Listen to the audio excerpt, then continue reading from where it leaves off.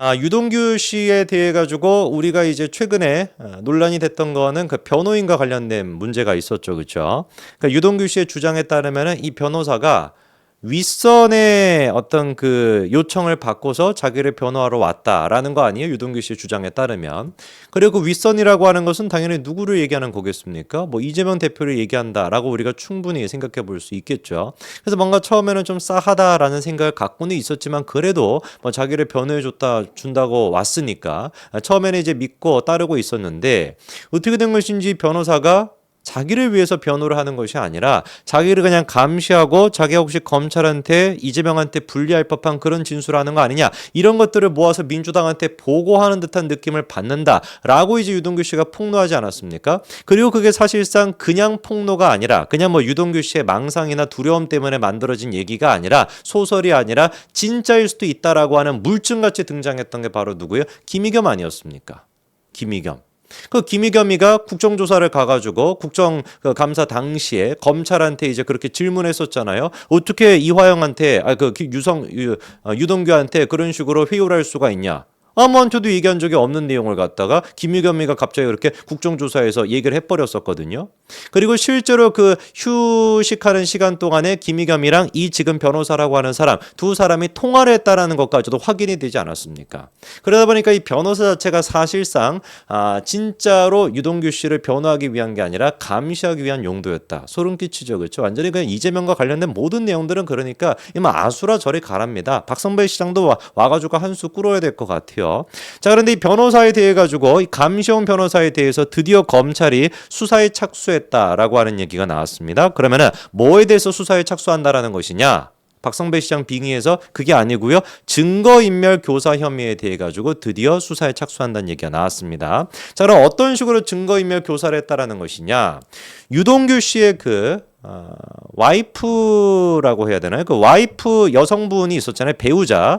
유동규 씨의 그 배우자, 와이프 맞죠? 그렇죠? 와이프. 그 유동규 씨랑 또 다른 여성이 있었던 걸로 기억나는데 그 여성 말고 유동규 씨의 그 배우자 또한 마찬가지로 1심에서 2심에서 징역형을 선고를 받았었습니다. 근데 이제 집행유예를 받아가지고 구속이 되지는 않았었는데 이 와이프분 같은 경우는 1심 재판 당시에 뭐라고 했었냐면은 유동규의 지시로 휴대전화를 없앴다라고 진술했었습니다. 그래서 이것 때문에 유동규 씨가 이제 그 증거인멸 교사 혐의까지도 있었었죠, 그렇죠? 근데 이 와이프분께서 2심에 가서는 말을 바꿨어요. 어떻게 말을 바꿨냐?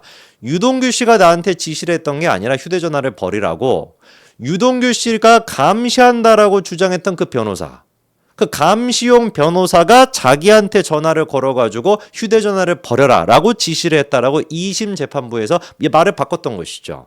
실제로 그래서 이 와이프분 같은 경우는 증거인멸 혐의로 1심에서 징역 1년에 집행유예 2년을 선고받았었습니다. 그러면 생각해 보십시오. 이미 징역형을 유죄를 선고를 받은 겁니다. 집행유예기는 합니다만. 그러면 이분이 지금 하는 얘기가 뭐예요? 내가 왜 증거인멸을 했다라는 거예요? 교사를 했기 때문에 나한테. 누가 교사를 했다라는 겁니까? 유동규 씨를 감시하겠다라고 하는 그 변호사가 교사를 했으니까. 그래서 지금 이제 검찰에서는 이 감시용 변호사에 대해 가지고 증거인멸 교사 혐의에 대해서 수사에 착수했다. 요렇게 지금 얘기가 정리가 되는 겁니다. 자, 그러면서 추가적으로 이 감시용 변호사에 대해 가지고 이번에 녹취록까지도 한 가지 공개가 됐는데요. 참 진짜 이분 보니까 문재인 정부 당시에 그 비서관 출신이었다라고 하는데 어지간히 진짜 바빴던 것 같습니다. 온갖 것을 갖다가 싸돌아다니면서 별의별 짓을 다 하고 댕겼는데 작년 11월 달에 이 유동규 씨를 감시하겠다라고 하는 변호사가 누구를 또 만났다는 거예요? 놀랍게도 정유라 씨를 만났다라는 겁니다. 그리고 정유라 씨가 그 변호사를 만난 자리에서 이 녹음을 했었고 그 녹취 내용이 이번에 또 공개가 된 것이죠. 자, 그러면 도대체 그 유동규 씨를 감시하겠다라고 하는 변호사가 정유라를 만나서는 뭐라고 얘기를 했는지를 들어보니까요. 이런 얘기가 나옵니다. 민주당이 정권을 잡게 되면, 이게 이제 작년 11월 달이니까 총선 전 아닙니까? 민주당이 정권을 잡게 되면은 우리 유라 씨 모친 석방 사면 문제는 검토가 될 수밖에 없고, 그렇게 하기 위한 이 과정에서 유라 씨가 역할을 현실적으로 해서 국민적인 공감대를 만들어야 된다. 이 얘기를 듣고 저는 좀 소름이 끼치는데, 왜냐면은 지금 이 변호사가 하는 얘기가 뭐겠습니까? 4월 달 다가오는 총선에서 작년 11월 얘기니까 4월 달 다가오는 총선에서 정유라가 국민적인 공감대를 만들어낼 수 있어야 된다라는 것이죠. 어떤 식으로 공감대를 만들어내야 된다라는 거겠습니까?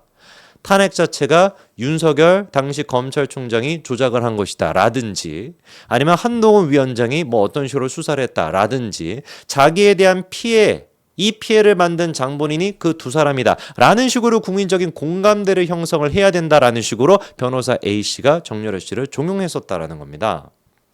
그러면서 구체적으로 안민석에 대해 가지고 이제 그 뭐 300조인지 무슨 400조인지 뭔지 이거에 대해 가지고 또 고소가 된 상태 아니었습니까? 그 고소를 취하해야 된다라는 거예요. 그 정유라 씨나 이제 정유라 씨의 이제 그 어머니 최순실 씨가 그거를 이제 취함으로써 결국에는 정유라 씨에 대한 평가가 다시 이루어지고 그리고 한 다음에 최순실 씨에 대한 평가 이런 것들이 다시 이루어질 수 있는 계기를 만들어내야 된다. 누구에 대한 안민석에 대한 고소를 취함으로써 당연히 그 부분에 대해 가지고 정유라 씨가 받아들이지 않았었습니다. 자 그런데 이게 굉장히 좀 구체적으로 얘기가 나오는 것이 그 저기 그 변모 씨 있지 않습니까? 변호를 시작하고 이제 그 희재라는 이름을 갖고 이런 변모 씨가 아닌데 그냥 변희재라는 사람이 있지 않습니까? 그 사람이 매번 이제 주장하고 있는 게 태블릿 PC가 무슨 뭐 조작이 됐다라는 것이고 그 태블릿 PC를 조작한 뭐 장본인이 이제 뭐 한동훈과 윤석열이다 뭐 이런 식의 약간 좀 망상 같은 얘기에 빠져 있지 않습니까? 근데 그 태블릿 PC에 대해서도 이 변호사 A라고 하는 사람이 또 언급을 합니다. 뭐라고 언급을 하냐? 민주당이 총선에서 승리를 하면은 아예 그냥 이 태블릿 PC에 대한 TF 태스크포스 팀까지도 꾸려야 된다라는 거예요. 그러면서 굉장히 구체적으로 하는 얘기가 자기가 박찬대랑 친하다라는 겁니다. 그 이재명 코딱지 청소부 있지 않습니까? 그 박찬대랑 친하다. 형 동생 하는 사이기 때문에 그리고 박찬대가 누구냐? 이재명 대표의 오른팔 아니냐? 총선에서 우리가 승리만 하면은 정유라 씨에 대한 명예회복도 하고 최순실 씨 같은 것도 석방을 시키고 그리고 한동훈, 윤석열 두 사람에 대한 우리가 총공세를 하기 위해서 탄핵 심판에 대한 어떤 책임을 묻기 위해 가지고 태블릿 PC가 조작이 됐다라고 하는 그 망상 같은 얘기를 태스크포스 팀까지 꾸려가지고 우리가 반격할 수 있어야 된다라고 하는 얘기가 싹 다 지금 어떻게 들어가 있다는 거예요? 녹취록에 들어가 있다는 것이죠. 저는 이번에 이 녹취록과 관련된 기사를 보면서 소름이 좀 끼쳤습니다. 야, 진짜 민주당 애들이 열심히 하는구나.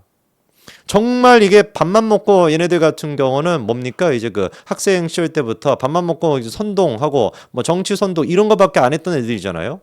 그러다 보니까 그렇게 지들이 못 잡아먹어서 안달이었던 최서원 씨나 정유라 씨. 최서원 씨랑 정유라 씨조차도 윤석열 정부를 흔들 수만 있다라고 한다면 기꺼이 자기 편으로 이렇게 섭렵시키려고 한다라는 거. 저는 개인적으로 좀 소름이 끼쳤습니다. 이런 인간들이라고 한다면 유동규 씨에 대해 가지고 어떤 짓을 할 수가 있었겠으며 어떤 짓거리까지 할 수 있었겠으며 그것뿐만 아니라 이화영에 대해서도 어떤 짓거리까지 했겠습니까? 그러니까 박찬대가 그 이화영 아내랑 뭐 전화통화도 하고 전화통화하고 난 뒤에는 뻔뻔스럽게 뭐라고 합니까? 얼굴도 본 적이 없다. 얼굴은 본 적이 없겠죠. 얼굴 보고 싶지도 않을 것 같기도 한데 이화영 와이프 같은 경우는 뭐가 됐든지 간에 전화통화를 해놓고서는 본 적도 없다. 이딴 소리를 짓거리는 거 아니겠습니까? 정말 지금의 민주당 박찬대가 됐거나 이재명이 됐거나 등등등의 이 인간들은 문재인 정부 때보다도 훨씬 더 악랄하고 심각한 인간들입니다.